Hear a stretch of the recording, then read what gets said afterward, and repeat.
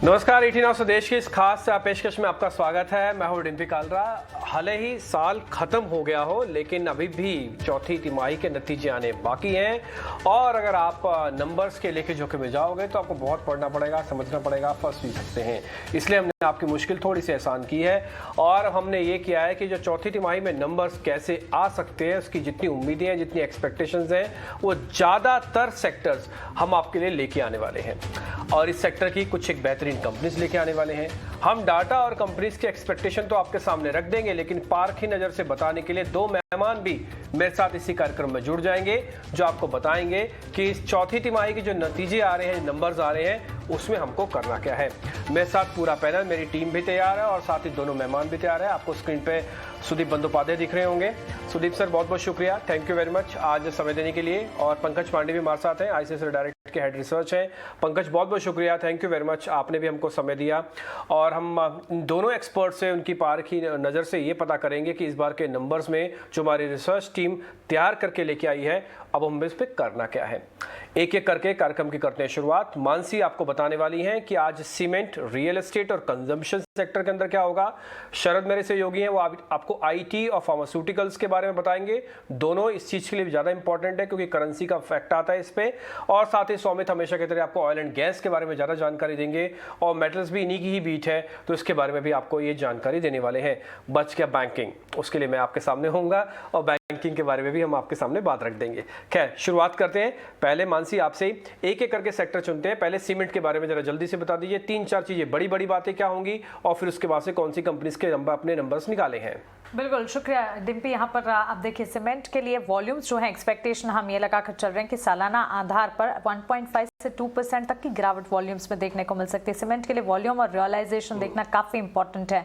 Realisation के front पर 2.5 से 3% तक की बढ़ोतरी अनुमान हम लगाकर चल रहे हैं, तो रियलाइजेशन बढ़ सकते हैं। ऑफकोर्स फरवरी और मार्च में जो प्राइस हाइक्स लगातार देखने को मिले, इसके चलते कॉस्ट इन्फ्लेशन बढ़ता हुआ दिखा। प्राइस हाइक जो है वो adding up to the numbers, यानी कि नतीजों के लिए अच्छी साबित होती हुई जरूर दिखेगी।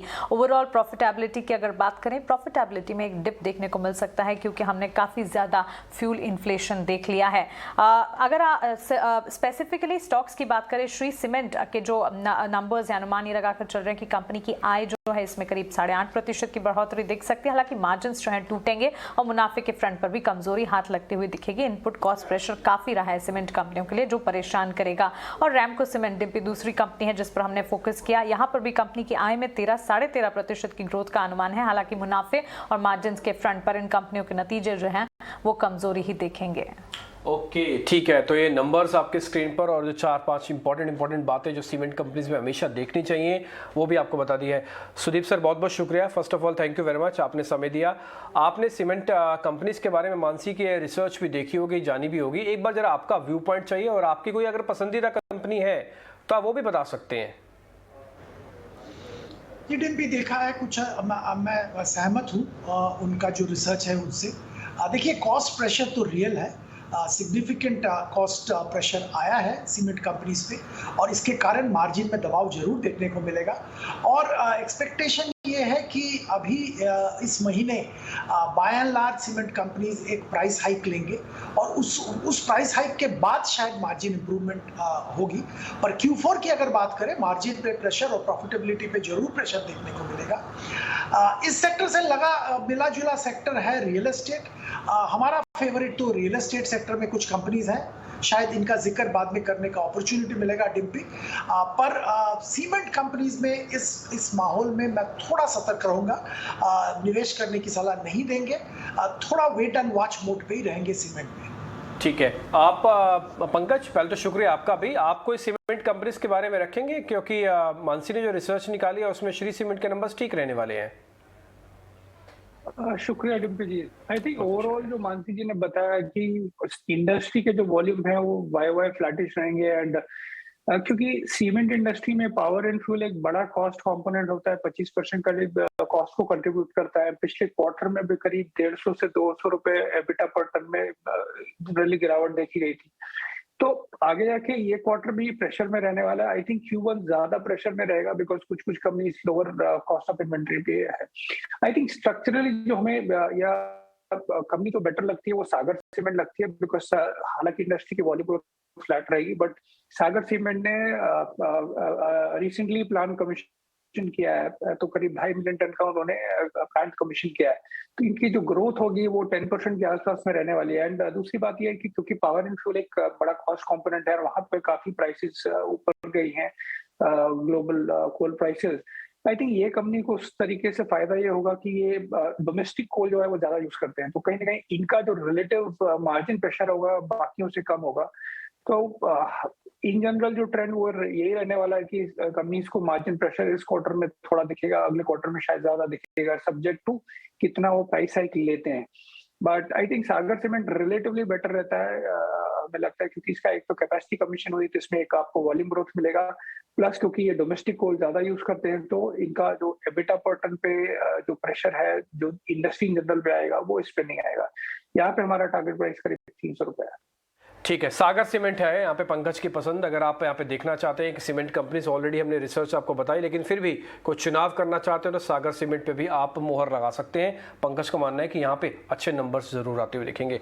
आगे बढ़ रहे हैं, एक ऐसा सेक्टर जो कि बाजार की दिशा को काफ़ी अच्छे से तय कर सकता है, वह है IT। और ये बताने के लिए शरद दुबे मेरे सहयोगी मेरे साथ हैं। शरद, पहले बताइए IT की मोटी मोटी बातें, फिर उसमें से जो आपने कंपनी छांटी है, चुनी है, उसके बारे में बता दीजिए। जी बिल्कुल, तो सबसे पहले जो है एक सीजनली वीक क्वार्टर एक्सपेक्टेड है, तो ये फोर्थ क्वार्टर IT कंपनीज के लिए, और मार्जिन्स पे जो दबाव है वो आज जो है आपको कंटिन्यू देखने मिलेगा, क्योंकि सैलरी की जो वेज हाइक्स हुई हैं। अगर डिमांड ट्रेंड्स की बात करें तो अच्छी स्ट्रॉन्ग ऑर्डर्स देखने मिलेंगे। याद रखिए आपके जो क्लाउड अडॉप्शन हो रही है और डिजिटल इनिशिएटिव्स हो रही है उसमें बढ़ोतरी देखने मिल रही है। मिड टीयर कंपनीज है ये आउट परफॉर्म कर सकते हैं आपके टीयर 1 कंपनीज, क्योंकि जो डिस्क्रिशनरी स्पेंडिंग है उसमें बढ़ोतरी देखने मिल रही है। और आगे जाते हुए देखा जाए तो रुपी डिप्रिसिएशन जो है इन कंपनीज को जो है एक टाइप से कह सकते हैं पॉजिटिव जो है रुख दे सकते हैं। अब स्टॉक स्पेसिफिक बात करें तो TCS के नतीजे आने वाले हैं इस मंडे को, और आप देख सकते हैं कि ग्रोथ के अनुमान में जो है रेवेन्यू ग्रोथ लगभग 3% का रहेगा, लेकिन जो कांस्टेंट करेंसी ग्रोथ है वहाँ पे थोड़ी दबाव ज़रूर देखने मिलेगी। इसके अलावा टेक महिंद्रा हमने लिए है, यहाँ पे जो one of the top out performers कर सकते हैं टीयर 1 IT कंपनीज पर। यहाँ पे जो अनुमान है आप देख सकते हैं रेवेन्यू ग्रोथ लगभग 5% का रहेगा, और जो कांस्टेंट करेंसी ग्रोथ है उसमें भी जो है एक अच्छी मूवमेंट देखने मिलेगी। हालांकि याद रखिए मार्जिन्स में दबाव जो है ज़रूर बना रहेगा। और आखिरी में जो है मिड कैप IT स्पेस में माइंड्री रहेगा, यहाँ पे देखिए शानदार मूवमेंट देखने मिलेगा, रेवेन्यू में लगभग 6% का ग्रोथ, और ये मेंटेन करने वाले हैं 5% का CC ग्रोथ जो आपको चौथे तिमाही में देखने मिलेगा। तो ओवरऑल जो है IT सेक्टर के जो है अच्छे जो है आंकड़े टॉप लाइन नंबर्स देखने मिलेंगे। ओके, ठीक है, IT के इस बार नंबर्स तो ठीक मिल सकते हैं, और आपको जो कंपनीज है उसका रिपोर्ट कार्ड भी आपके सामने है, यानी कि वो कैसे नंबर्स लेके आ सकता है। एक बार मैं सुदीप सर आपके पास वापस आऊँगा। IT पे आपके कॉल क्या है? IT पे कोई पसंदीदा शेयर वो भी होगा तो वो भी बता दीजिए, और ओवरऑल सिनेरियो जरा जल्दी से बता दीजिएगा मेरे को आप। डिम्पी, देखिए IT में हमारे बहुत सारे पसंदीदा शेयर्स हैं। ये क्षेत्र में हम लोग पॉजिटिव रहे हैं पिछले करीब 1-1.5 साल से, और हम लोगों को लगता है कि ये सेक्टर अच्छा प्रदर्शन करता रहेगा आने वाले दिनों में भी। अगर हम किसी भी कंपनी का, जो दिग्गज कंपनीज हैं, उनके मैनेजमेंट का कमेंट्री देखें तो साफ है कि बहुत बुलिश है।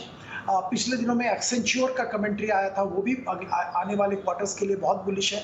ऑर्डर बुक बहुत अच्छा है, और ओवरऑल जो ग्रोथ IT कंपनीज में शायद 5 साल में आने वाला था वो पिछले 1-1.5 साल में आ चुका है। आने वाले दिन में भी जबरदस्त ग्रोथ आएगा। ये कोविड एक तरह से बहुत बड़ा ब्लेसिंग स्थापित हुआ है IT सेक्टर के लिए। इंडियन IT कंपनीज में अगर बात की जाए तो चौथे तिमाही में सबसे ज़्यादा 2 चीज़ का असर देखने को मिलेगा। एक तो जो वेज हाइक हुआ है और उसका नेगेटिव इम्पैक्ट, और जो करेंसी डेप्रिसिएशन हुआ है उसका पॉजिटिव इम्पैक्ट। सो जो नतीजे आएंगे उसमें मार्जिन, ये दोनों चीज का इंटरप्ले के ऊपर डिपेंड करेगा कौन कंपनी कहाँ पे है। ओवरऑल पॉजिटिव क्वार्टर रहेगा, और इस सेक्टर में हमारे पसंदीदा शेयर है HCL टेक। सब कंपनीज का परफॉर्मेंस ठीक ठाक रहेगा, यही हमारा उम्मीद है। पर HCL टेक जो पीयर कंपैरिजन में वैल्यूएशन के लिहाज पे अट्रैक्टिव लग रहा है। ये थोड़ा डिफरेंशिएटेड कंपनी भी है। इनका फोकस जो BPO जो कि लो मार्जिन बिजनेस है उस पर बिल्कुल नहीं है, और ये प्रोडक्ट्स, प्लेटफॉर्म्स, ये सारे डिजिटल, ये इस पे ज़्यादा फोकस रहा है। पिछले क्वार्टर्स में नतीजा इतना अच्छा नहीं आया था, शेयर दबाव में था, और इसी कारण अभी भी अच्छा खासा मल्टीपल में मिल रहा है वीजा वी पेयर्स। तो यहाँ पे करंटली खरीदारी की जा सकती है, करीब 1500 रुपये का टारगेट 1 साल के लिए रखें। ओके ठीक है, 1500 का टारगेट होगा। आप चाहें तो एक साल के लिए भी इसको सोच सकते हैं। वैसे नंबर्स के हिसाब से इस बार ठीक भी रहने वाला है। हम कोशिश कर रहे हैं बेहतर नंबर्स वाले शेयर आपके सामने लेके आए, उस सेक्टर का व्यू भी आपके सामने रखें। और मेहमान भी बता रहे हैं 2 शेयरों का अब तक चयन हो चुका है, सीमेंट से सागर सीमेंट, IT से SCL टेक।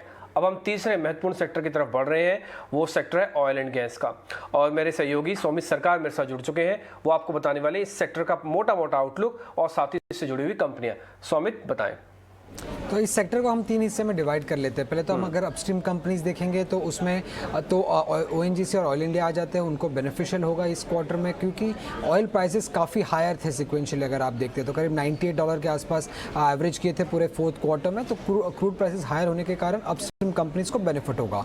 अब अगर हम ऑयल मार्केटिंग कंपनीज की बात करेंगे तो उनका अर्निंग्स थोड़ा मिक्स बैग हो सकता है, क्योंकि अगर हम रिफाइनिंग बिजनेस देखेंगे तो वो काफ़ी स्ट्रॉन्ग रहा, क्योंकि Singapore gross refining margin new highs पे पहुंच गया था और क्वार्टर ऑन क्वार्टर अगर हम देखेंगे तो 14% हायर था एवरेज बेसिस पे। बट अगर मार्केटिंग बिजनेस की बात करें OMC की, तो वो थोड़ी वीक हो सकती है। उसका रीज़न ये है कि जो रिटेल फ्यूल के प्राइसेस थे उसमें कोई चेंज देखने को नहीं मिला था, और बल्कि क्रूड प्राइसेस काफ़ी बढ़ रहे थे। उसी कारण जो ग्रॉस मार्केटिंग मार्जिन था फ्यूल प्राइसेस में, उसमें वो नेगेटिव में चले गए थे और वो लॉस हो रहा था। इसी कारण OMC इसकी अर्निंग्स थोड़ी मिक्स बैक हो सकती है। फिर अगर हम गैस सेगमेंट की बात करते हैं तो उसमें गेल की अर्निंग्स काफ़ी स्ट्रॉन्ग आने की एक्सपेक्टेशंस है, क्योंकि ब्रेंट क्रूड के प्राइसेस और स्पॉट गैस प्राइसेस दोनों ही ऊपर की तरफ थे। और उसमें अगर हम फिर GSPL और पेट्रोनेट LNG देख लें, जो कि गैस ट्रांसमिशन और इसमें गैस ट्रांसमिशन बिजनेस में है, उनकी अर्निंग्स वीक हो सकती है, क्योंकि गैस प्राइसेस हायर होने के कारण गैस का जो ट्रांसमिशन था वो 4th क्वार्टर में कम हुआ था और गैस यूसेज भी कम हुआ था इंडस्ट्रीज की तरफ से। इसी कारण GSPL और पेट्रोनेट की अर्निंग थोड़ी वीक आ सकती है। बट अगर सिटी गैस डिस्ट्रीब्यूशन कंपनीज की अगर हम बात करते हैं तो सिक्वेंशियली काफ़ी स्ट्रॉन्ग नंबर्स वो रिपोर्ट कर सकते हैं, क्योंकि उन्होंने प्राइस हाइक लिया था। आखिर में अगर हम रिलायंस इंडस्ट्रीज़ की बात करें तो रिलायंस इंडस्ट्रीज़ का रिफाइनिंग, टेलीकॉम और जो गैस एक्सप्लोरेशन बिजनेस है, ये Q-on-Q स्ट्रॉन्ग रहेगा। गैस एक्सप्लोरेशन स्ट्रॉन्ग इसलिए रहेगा क्योंकि प्राइसेस हायर थे, टेलीकॉम में प्राइस हाइक लेने के कारण अच्छा रहेगा, और रिफाइनिंग तो जैसे मैंने पहले कहा, सिंगापुर ग्रॉस रिफाइनिंग मार्जिन ऊपर होने के कारण रिफाइनिंग बिजनेस अच्छा रहेगा। बट अगर रिटेल बिजनेस की बात करें रिलायंस इंडस्ट्री की, तो सिक्वेंशली थोड़ा वीक हो सकता है, क्योंकि अगर आपको याद होगा तो 4th क्वार्टर के स्टार्ट में कोविड का थोड़ा सा इम्पैक्ट था। इसी कारण रिलायंस इंडस्ट्रीज़ का जो रिटेल बिजनेस रहेगा वो Q-on-Q थोड़ा सा वीक हो सकता है। अब 3 की नंबर पे हमें ध्यान रखना होगा। पहले तो पेट्रोनेट LNG, क्योंकि इस कंपनी का जो EBITDA है वो करीब 26% डिक्लाइन करने की एक्सपेक्टेशंस है, क्योंकि जैसे मैंने कहा कि वॉल्यूम्स कम होने के कारण इनको लॉस हो सकता है, EBITDA में थोड़ा कम प्रॉफिट होगा इस कारण। गुजरात गैस, जैसे कि मैंने कहा कि प्राइस हाइक के कारण EBITDA काफ़ी अच्छा ग्रोथ कर सकता है, 159% ग्रोथ की एक्सपेक्टेशंस है। और जैसे कि मैंने कहा रिलायंस इंडस्ट्रीज़, उनका 4% EBITDA ग्रोथ का एक्सपेक्टेशंस है, बट नेट प्रॉफिट में 10% डिक्लाइन एक्सपेक्टेड है, क्योंकि 3rd क्वार्टर में एक एक्सेप्शनल गेन था, क्योंकि उन्होंने शेल गैस एसेट्स बेचे थे। इसी कारण सिक्वेंशियली अगर हम देखेंगे तो नेट प्रॉफिट में 10% का डिक्लाइन आ सकता है। कुल मिलाकर सारी बात यह है कि गैस वाली कंपनीज थोड़ा इस बार ज़्यादा अच्छा परफॉर्म कर जाएंगे, और अगर आप सीधा अपस्ट्रीम कंपनीज की बात बोल रहे हैं, वहाँ पे थोड़ा सा इस पर क्वार्टर में थोड़ा ऑफ रह सकता है। वैसे कोई दिक्कत नहीं है। पंकज, आपका भी यही व्यू पॉइंट है या फिर इससे थोड़ा अलग है? और दूसरा, अगर आपका भी यही व्यू पॉइंट है गैस वाली कंपनीज ठीक कर सकती हैं, तो आपकी कोई पसंदीदा शेयर है इस सेगमेंट में तो वो बता दीजिए प्लीज। गैस में जो इस बार हुआ है वो आपके, पहली चीज तो ये डीजल के जो स्प्रेड है काफी बढ़ गए हैं, बट उसका जो बेनिफिट है कुछ इस क्वार्टर में आएगा एंड कुछ अगले क्वार्टर में आएगा। एंड जो सरकार ने जो मार्केटिंग साइड में वहां पे प्राइसेस थोड़ा लेट बढ़ाना चालू किया, तो कहीं ना कहीं जो आपकी डाउनस्ट्रीम कंपनीज हैं उनके नंबर्स थोड़े मिले जुले ही रहने वाले हैं। आई थिंक अपस्ट्रीम में थोड़ा बेनिफिट ये रहेगा बिकॉज आपके क्रूड ऑयल प्राइसेस ऊपर गए हैं, तो वो एक रिलेटिवली बेटर रहेगा। But I think gas companies में भी इशू आगे जाके ये होगा कि अगर आपके गैस प्राइसेस ज्यादा बढ़ेंगे तो कहीं ना कहीं वो एक वॉल्यूम को इम्पैक्ट कर सकता है। तो आप पोर्टफोलियो के हिसाब से देखें तो मेरे हिसाब से रिलायंस सबसे बेटर प्लेस्ड है ऑयल एंड गैस सेक्टर में प्ले आउट करने के लिए, बिकॉज ONGC या अपस्ट्रीम कंपनीज में सबसे बड़ा जो कॉल है वो आपका क्रूड ऑयल लेवल पे है। क्रूड ऑयल प्राइसेस अभी हमने देखा है रिसेंटली काफी करेक्ट हुए हैं, तो उसको आप स्ट्रक्चरली या उसको आप रिजल्ट के हिसाब से खेलना थोड़ा मुश्किल रहता है। Same is the case with आपके डाउनस्ट्रीम कंपनीज में, क्योंकि अभी आप प्राइसेस बढ़ा रहे हैं, कल को अगर कुछ और हुआ तो प्राइसेस को रिएक्ट करने में या उसको मार्केट अलाइन करने में थोड़ा टाइम जाता है। तो मेरे हिसाब से numbers oil and gas sector के ओवरऑल अच्छे रहेंगे, बट स्टॉक्स के हिसाब से देखें तो आई थिंक रिलायंस से बेटर कोई स्टॉक नहीं है। ओके ठीक है, तो वैसे नंबर से आप देख सकते हैं, तो इस बार रिलायंस का शेयर जरूर ध्यान रखिएगा। इस सेक्टर में से एक पसंदीदा शेयर रिलायंस निकल के आया। सागर सीमेंट, एचसीएल टेक, रिलायंस इंडस्ट्रीज, ये 3 शेयर अब तक हमारे चुनावों में से निकल के आ चुके हैं। आगे बढ़ रहे हैं, आप वापस एक ऐसे सेक्टर की तरफ जाते हैं जिसमें मानसी बहुत अच्छे से ट्रैक करती हुआ है, रियल एस्टेट। मानसी बताएं इस सेक्टर में क्या है चुनाव? बिल्कुल डिम्पी, मिले जुले नंबर्स दिख सकते हैं। ये मैं इसलिए कह रही हूँ क्योंकि अब ऑपरेशनल अपडेट्स आना शुरू हो चुके हैं। मैक्रोटेक के अपडेट्स अच्छे रहे, लेकिन कुछ कंपनियां हैं जिनके अपडेट्स सौभाग्य की अगर बात करें मिले जुले देखने को मिले। अब ज्यादा क्या हो रहा है इस सेक्टर के साथ, मोमेंटम जो है हाउसिंग डिमांड लगातार बढ़ती हुई दिखी है, उसके चलते काफी हद तक फेवरेबल देखने को मिलेगा। इसके अलावा जब ऑफिस रिजम्पशन होता हुआ दिखा है, अब फेजेस पूरी तरह से अनलॉक के फेजेस देख चुके हैं हम, और पूरी तरह से लॉकडाउन तो खत्म ही हो चुका है, तो कमर्शियल स्पेस पर भी इसका एक परफॉर्मेंस जरूर देखने को मिलेगा। पर्टिकुलरली कुछ स्टॉक्स हैं जिन पर नजर रखनी है। डीएलएफ, गोदरेज प्रॉपर्टीज जैसे नतीजों की जब हमने प्रीव्यूज निकालने की कोशिश की, गोदरेज प्रॉपर्टीज के नंबर्स काफी पॉजिटिव आने का अनुमान है। यहाँ पर कंपनी के रेवेन्यूज जो हैं वो बढ़ते हुए दिखेंगे, और देखने वाली बात यह है कि कंपनी घाटे से मुनाफे में इस तिमाही आती हुई दिख सकती है, तो इस पर नजर रखें। ओके ठीक है, गोदरेज प्रॉपर्टीज एक ऐसा शेयर है जिस पे ध्यान रखा जा सकता है। सुदीप सर, जैसे आपने स्टार्टिंग में भी कहा कि शायद रियल एस्टेट पे इस बार आपका थोड़ा बुलिश व्यू भी है, और आपको एक शेयर भी बताना चाहते हैं, तो सर रियल एस्टेट पे क्या होगा व्यू? डिम्पी जी, ये मानसी ने जो बात कही है, मेरा भी वही पसंदीदा शेयर है, गोदरेज प्रॉपर्टीज। देखिए, सेक्टर का दिग्गज कंपनी है, balance sheet, promoter credibility impeccable है। इसके अलावा ये लॉकडाउन के टाइम पे पिछले 1.5-2 साल में इन्होंने बहुत अच्छा मार्केट शेयर गेन किया है। पुणे, एनसीआर और मुंबई में दिग्गज प्लेयर है, और शायद इंटायर इंडस्ट्री में सबसे कम इन्वेंट्री इसी के पास है। जो रेडी इन्वेंट्री, अनसोल्ड स्टॉक जो भी आप कहें, वो सबसे कम इसके पास है। तीसरी बात यहाँ पे ये है कि हाउसिंग डिमांड, जैसे हम लोग को मालूम है, बहुत अच्छा रहा है रेसिडेंशियल हाउसिंग डिमांड, और उसका बहुत बड़ा फायदा गोदरेज जैसे क्रेडिबल प्लेयर को मिल रहा है। और इनके जो प्रॉपर्टी डेवलपमेंट के जो मॉडल है, जो मैकेनिज्म है, वो भी एक तो पहले का मॉडल था, उन्होंने दूसरे मॉडल्स भी अडॉप्ट किए हैं, और उससे इनका बिजनेस बढ़ रहा है चारों तरफ। शायद यही एक प्लेयर है जो कि पैन इंडिया प्लेयर बनने की उम्मीद रखता है। बाकी सारे रियल एस्टेट प्लेयर अगर आप देखेंगे वो सिटी सेंट्रिक है बाय एंड लार्ज। ये एक जियोग्राफिकली डाइवर्सिफाइड कंपनी बन रहा है, तो यहाँ पे जरूर खरीदारी की सलाह देंगे। आप 1 साल का नजरिया रखिए और 2000 रुपया तक का टारगेट यहाँ पे जरूर रख सकते हैं। ठीक है, गोदरेज प्रॉपर्टी होगा संदीप सर की पसंदीदा शेयर, और यहाँ पे अगर आप रखना चाहते हो तो रख सकते हैं। हालांकि गोदरेज प्रॉपर्टीज़ ने एक छोटा सा डीबी कॉर्प के साथ जो डील किया था, उसके बाद से जो टाई हुई है, उसके बाद फिर शेयर का रिफ्लेक्शन भी पॉजिटिव आया। अब तस्वीर फिर से बदलती हुई दिख रही है। आगे बढ़ते हैं, अब हम आ जाते हैं वापस फार्मास्यूटिकल सेक्टर की तरफ में। आपको शरद बता रहे हैं कि फार्मा सेक्टर के अंदर इस बार क्या हो सकता है इस नतीजों में। शरद बताएं आप। जी, तो जो प्राइसिंग प्रेशर जो देखने मिल रही है, तो यहाँ पे भी इस 4th क्वार्टर में भी जो आपको देखने वाले हैं, और जो नतीजे हैं मिले जुले आने वाले हैं, प्रेशर रहेगा पूरे सेक्टर में अब देखा जाए। लेकिन जो डोमेस्टिक मार्केट है वहाँ पे सेल्स में अच्छी ग्रोथ देखने मिल रही है, और जो प्राइसिंग इरोशन आपकी यूएस मार्केट्स में हुई थी, अब जो है वो थोड़ी सी कम होने दिख रही है। लेकिन जो यूएस की सेल्स है वहाँ पे इंप्रूवमेंट के जो है अनुमान है।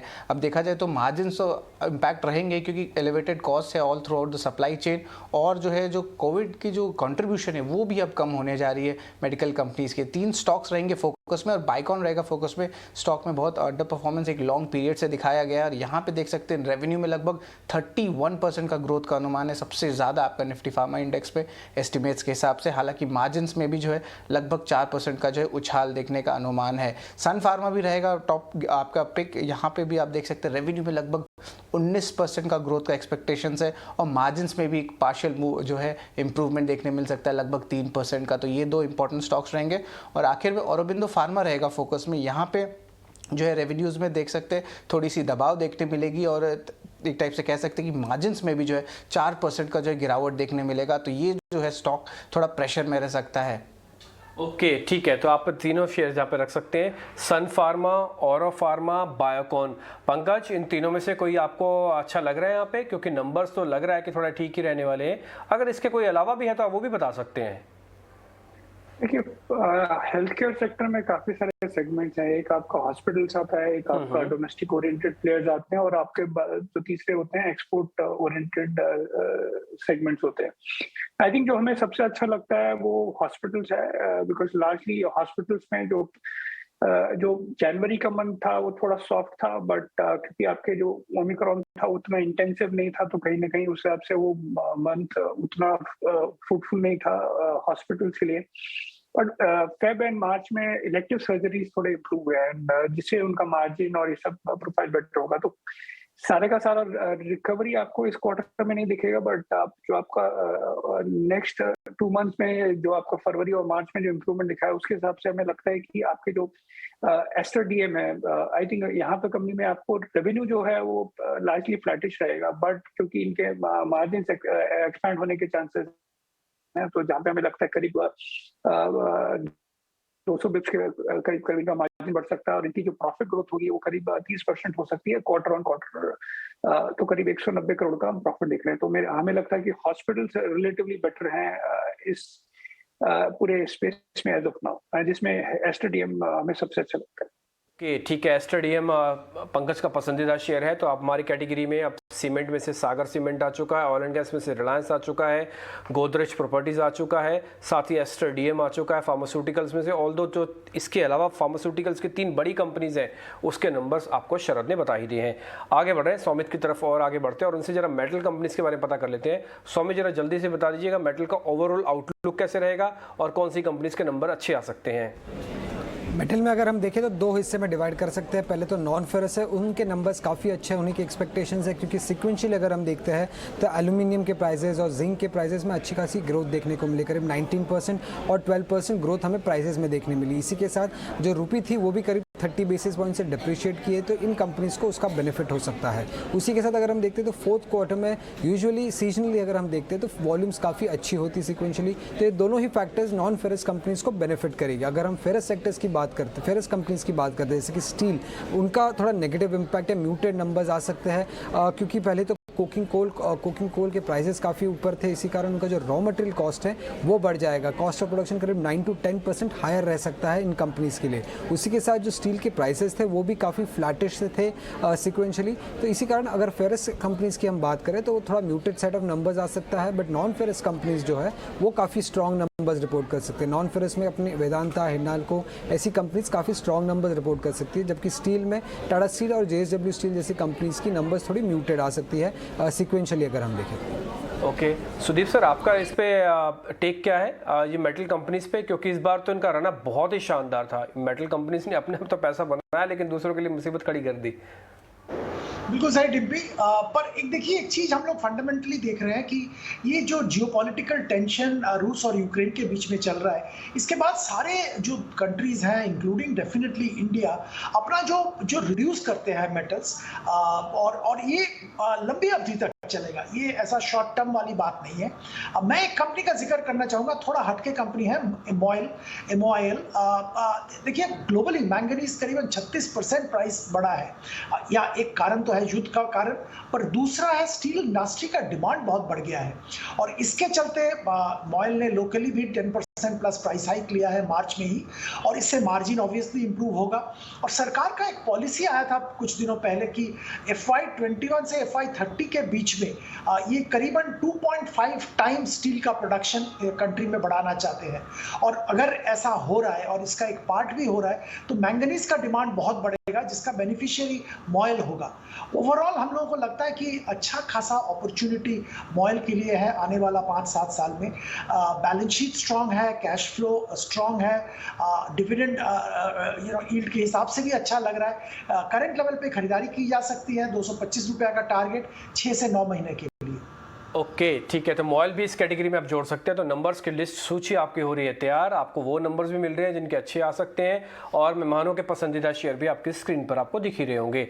फटाफट से मानसी के बाद वापस जुड़ के कंजम्पशन वाले सेक्टर भी पता कर लेते हैं, फिर बैंक एक आखिरी होगा। मानसी बताएं। बिल्कुल, FMCG कंज्यूमर ड्यूरेबल्स की अगर बात करें, इन्फ्लेशनरी प्रेशर है जिसके चलते वॉल्यूम्स में एक डेंट देखने को मिल सकता है। हालांकि रेवेन्यूज जो है उसमें बढ़ोतरी जरूर देखने को मिलेगी क्योंकि रीसेंट प्राइस हाइक्स भी हमने देखे हैं। इसके अलावा कंज्यूमर ड्यूरेबल्स में सेल्स अगर देखें तो अच्छी रही हैं AC रेफ्रिजरेटर सेगमेंट की, जिसका एक इम्पैक्ट पड़ता हुआ दिख सकता है। 3 स्टॉक्स है मेरे पास। HUL अगर देखें यहाँ पर कंपनी के नतीजे आय के लिहाज से 10% की बढ़त, कामकाजी मुनाफा 26% बढ़ेगा, मुनाफा भी अच्छा ही रहेगा। वैसे ही टाइटन के नंबर्स भी रेवेन्यू, एबिटा और मुनाफे के फ्रंट पर पॉजिटिव रहेंगे। और Voltas of course consumer durables के फ्रंट पर 2% तक की बढ़त आय में, लेकिन इनके मुनाफे के फ्रंट पर हल्की सी अपटिक देखने को मिल सकती है। पंकज, इसमें एचयूएल है, टाइटन है, ऐसी कुछ कंपनीज भी शामिल है जिनके पास ग्रोथ काफ़ी अच्छी है, और जो तीसरी कंपनी है उस पर भी आप ध्यान रख सकते हैं, उस कंपनी में होगा एचयूएल। एक जरा इसके बारे में बता दीजिए, एचयूएल टाइटन। ओवरऑल अगर आप कंजम्पशन के हिसाब से देखिए तो हार्डकोर एफएमसीजी में हमें लगता है कि टाटा कंज्यूमर के नंबर्स काफी बेटर आएंगे, बिकॉज इनका जो फूड बिजनेस है, जो जिसके लिए कंपनी पसंद की जाती है, वहां पर करीब हम 19-20% का ग्रोथ एक्सपेक्ट कर रहे हैं। आई थिंक ये कंपनी होगी जिसमें आपको 400 बिप्स का margin expansion, gross margin expansion मिलेगा, क्योंकि टी के प्राइसेस जो है वो डिक्लाइन होना चालू हो गए थे। टी के प्राइसेस अगर आपको ध्यान हो तो बहुत पहले बढ़ गए थे, और उसकी वजह से कंपनी को धीरे धीरे प्राइस हाइक लेना पड़ा था। उस दौरान कंपनी के मार्जिन प्रेशर में थे, तो कहीं ना कहीं आपके जो टी के प्राइसेस हैं वो भी नीचे गए। तो हमें लगता है कि इस कंपनी में करीब आपको 47 या 48% का ऑपरेटिंग प्रॉफिट ग्रोथ दिखेगा। आई थिंक बट टाइटन में अगर आप वन ऑफ जैसे जो उनका लार्ज B2B ऑर्डर है या गोल्ड कॉइन जो उन्होंने बेचा था, अगर उसको हटा के देखेंगे तो करीब 6-7% का जो इनका ओवरऑल ग्रोथ है, तो कहीं ना कहीं वो ग्रोथ ओवरऑल कम है, तो नंबर सॉफ्ट रहेंगे। पर टाटा ग्रुप में मैं एक और कंपनी हाईलाइट करना चाहता हूँ जिसमें है ट्रेंड। ना ट्रेंड ने करीब इस क्वार्टर में करीब 54 जूडियो स्टोर्स वगैरह ओपन किए हैं, तो हमें लगता है कि इसका जो रेवेन्यू ग्रोथ है वो 48% रहेगा, एंड 2 साल में कंपनी का जो कैगर ग्रोथ रहा है करीब 25%। तो ये काफी स्टडी सेट ऑफ नंबर्स है जो हमें लगता है कि निकाल के लेके आएगी ये कंपनी। एंड सिमिलरली इनका बॉटम लाइन ग्रोथ भी करीब 48-49% के आसपास पे रहने की उम्मीद है। एंड एक और स्टॉक अगर आप मुझे पंकज, 2 शेयर ही लेते हैं, असल में नंबर्स वाले शेयर अगर हम ज़्यादा ले लेंगे तो फिर ज़्यादा खरीद ही नहीं पाएंगे। तो ठीक है, आपका टाइटन आपके लिए ठीक है, आप कह रहे हैं कि एक बार टाटा कंज्यूमर्स पे भी ध्यान रखें और ट्रेंड पे भी ध्यान रखेंगे। खैर सुदीप सर, एक चलते चलते मैं आपसे बैंकिंग का भी आउटलुक लूँगा, क्योंकि मेरा ऐसा मानना है कि इस बार जो प्राइवेट बैंक्स हैं उसके नंबर काफ़ी अच्छे आएंगे। सरकारी बैंक वाला खेमा आप बता दीजिएगा, प्राइवेट वाला मैं बता देता हूँ। प्राइवेट वालों में एक तो बंधन बैंक है जिसके नंबर इस बार ठीक रह सकते हैं, और इसके अलावा एक्सिस बैंक के भी नतीजे आपकी स्क्रीन पर आ जाएंगे, फटाफट से दिखाते जाइए। एक्सिस बैंक में जो प्रॉफिटेबिलिटी आएगी वो 4000 करोड़ के पार होगी, और माफ कीजिए 9000 करोड़ के पार होगी, और 7500 करोड़ रुपए का कंपनी के अंदर और भी हमको बढ़त आते हुए दिखेगी। ग्रोथ के लिहाज से ये कंपनी 23% की ग्रोथ इस बार दिखाएगी। आईसीआईसीआई के भी नंबर्स आपकी स्क्रीन पर आ जाएंगे, वो भी आप देख लीजिएगा। यहाँ पे भी ग्रोथ करीब 24% की आएगी, और इस बार प्रॉफिटेबिलिटी भी अच्छी जंप होके आ सकती है। तो मेरे लिस्ट में तो बंधन, एक्सेस और आईसीआईसीआई है। एक सरकारी कंपनी, नो डाउट आप उसको जरूर ट्रैक करते होंगे, वो आप बता दीजिए सर। डिप्टी, देखिए सरकारी बैंक जो दिग्गज बैंक है एसबीआई, उसी का मैं जिक्र करूंगा। छोटे मझोले सरकारी बैंक से तो मैं दूर रहने की सलाह देता हूं, पर एसबीआई में जरूर ध्यान दें।